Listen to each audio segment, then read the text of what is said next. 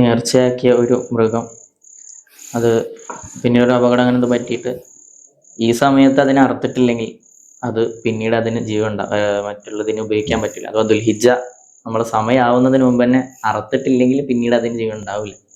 ആ രൂപത്തിൽ അതിന്റെ മസ്തിഷ്ക അതാ നമ്മളെ ഒരു മൃഗത്തിൻ്റെ ഉദയത്തെ നേർച്ചയാക്കി.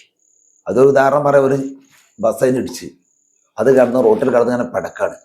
ഇപ്പം അതിനെ അറുത്താൽ ഇപ്പം അതിന് കിട്ടും. ഇപ്പം അറുത്തിട്ടില്ലെങ്കിലോ അത് ചത്തുപോകും. പിന്നെ സമയമില്ല. എന്നാൽ ദുൽഹജ്ജായിട്ടില്ല, പെരുന്നാളിൻ്റെ ടൈം ആയിട്ടില്ല, ഉദാഹരണം ദുൽഖാദ് മാസത്തിലായി സംഭവം നടക്കുന്നത്. അങ്ങനെ ആയാൽ എന്താ അതിന് മസല? അത് പണ്ഡിതന്മാർ അതിനെപ്പറ്റി പറയുന്നത് ഇപ്പം അറുത്തിട്ടില്ലെങ്കിൽ ഇനി അത് ചത്തുപോകുന്ന കണ്ടാൽ ആ സമയത്ത് അറക്കണമെന്നാണ്. എന്നിട്ട് അറുത്തിട്ട് അതിന് ഏതുപോലെ ഈ ഉദുഹിയത്തിന്റെ എല്ലാ ഹുക്മിനും ബാധകമാണ്. അപ്പൊ അതിന് ഫക്കീർ മിസ്കീൻ പോലുള്ള എല്ലാവർക്കും എന്ത് ചെയ്യണം? അതിന് വിതരണം ചെയ്യണം.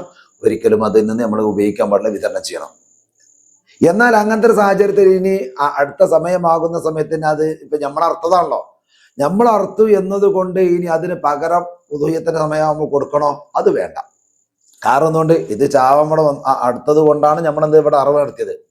അതുകൊണ്ട് തന്നെ ഈ സാധനത്തിന് പകരം നമ്മൾ വേറെ ഒന്നിനെ പിന്നീട് എന്ത് ചെയ്യേണ്ട ആവശ്യമില്ല, അറക്കേണ്ട ആവശ്യമില്ല. അത് എപ്പോഴാണ്? ഏത് നേർച്ചയാകുമ്പോഴാണ്? ഈ മൃഗത്തെ ഞാൻ നേർച്ചയാക്കിയെന്ന് പറയുമ്പോൾ, ഈ മൃഗത്തെ അറക്കാൻ വേണ്ടി നേർച്ചയാക്കിയെന്ന് പറഞ്ഞു കൊടുത്തിട്ടാണ് ഈ പറഞ്ഞ ചർച്ച.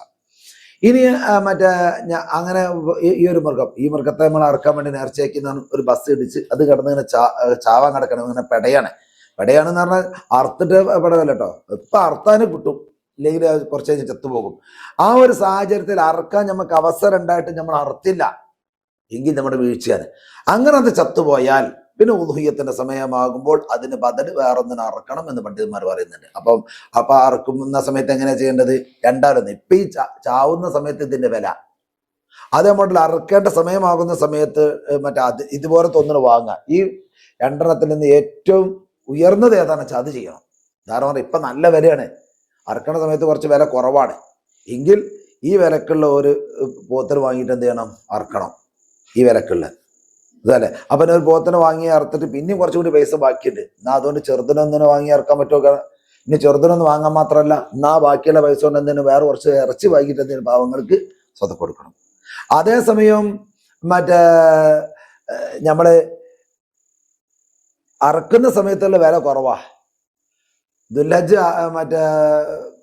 ഇത് സാധനം നശിക്കുന്ന സമയത്ത്, ചാവുന്ന സമയത്ത് വില കുറവാണ്. അറക്കേണ്ട സമയം ദുൽഹജ്ജ് ആയപ്പോൾ തന്നെ എന്ത് ചെയ്തിട്ടുണ്ട്? വില നന്നായി കൂടിയിട്ടുണ്ട്. അങ്ങനെയാണെങ്കിൽ ഈ ഓരോരുത്തർ ജീവിനെ അപ്പത്തെ വില അനുസരിച്ച് കൊടുത്തിട്ട് ഒന്ന് വാങ്ങിയിട്ട് ആ സമയത്ത് ഇതിനെ അറക്കണം. കാരണം എന്താ? ഇതിനെ അറുത്തുകാണ്ട് വിതരണം ചെയ്യുന്ന വിഷയത്തിൽ നമ്മൾ വീഴ്ച വരുത്തി. നമ്മുടെ വീഴ്ച കൊണ്ടാണ് സാധാരണ ഇത് നശിച്ചു പോയത്. ഇല്ലായിരുന്നെങ്കിൽ നമുക്ക് ഇതിനെ അറക്കാമായിരുന്നല്ലോ.